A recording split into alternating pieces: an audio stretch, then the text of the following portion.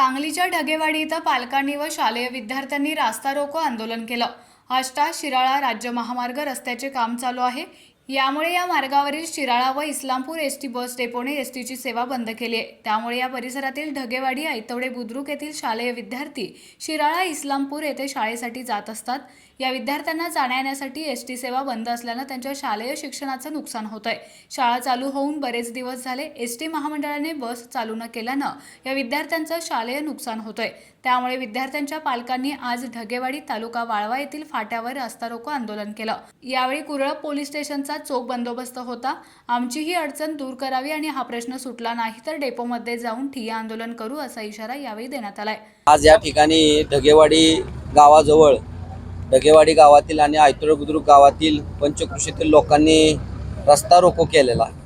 तो रस्ता रोको मेन ह्याच्यासाठी केला की गेली 10 ते 15 दिवस झालं शिराळ्यावरून येणारी एसटी या ठिकाणी आज थांबलेल्या एसटी येत नाही। कारण एसटी डेपोतनं कारण सांगितलं जातंय की रस्त्याचं काम चालू आहे आणि त्यामुळं त्या ठिकाणी काम चालू असल्यामुळे एसटी येऊ शकत नाही। पण गेली 10 दिवस झाले इथले ढगेवाडी असेल, ऐतवडे बुद्रुक पंचकृषीतील मुलं शाळेला गेलेली नाहीत किंवा शाळेला येण्यासाठी त्यांना प्रचंड त्रास होत आहे।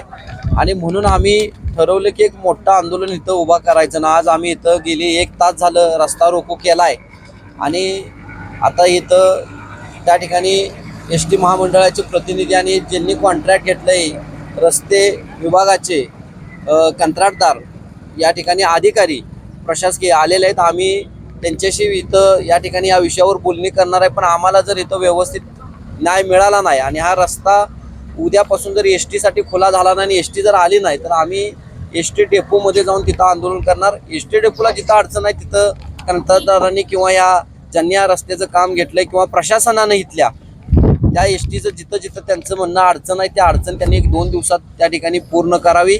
आणि त्यातनं जर मार्ग नाही निघाला तर एसटीवाले सुद्धा मुद्दाम कारण सांगत आहेत, कारण सगळ्या बाकीच्या गाड्या ये जा करत आहेत आणि एसटीलाच काय अडचण आहे। म्हणून आम्ही डेपोमध्ये जाऊन त्या ठिकाणी ठिय्या आंदोलन करू आमचा जर हा प्रश्न इथं मार्गी नाही निघाला तर। धन्यवाद। आणि कारवे ते शिराळा एसटी रस्त्यामुळे एसटी चालू होत नाही आणि आमच्या शिक्षणाचं खूप नुकसान होत आहे आणि एसटी चालू झाली पाहिजे एवढंच आम्ही बोलू शकतो। लवकरात लवकर एसटी चालू झाली पाहिजे। एसटी कशामुळे बंद झाली? रस्त्यामुळे एसटी बंद झाली आहे।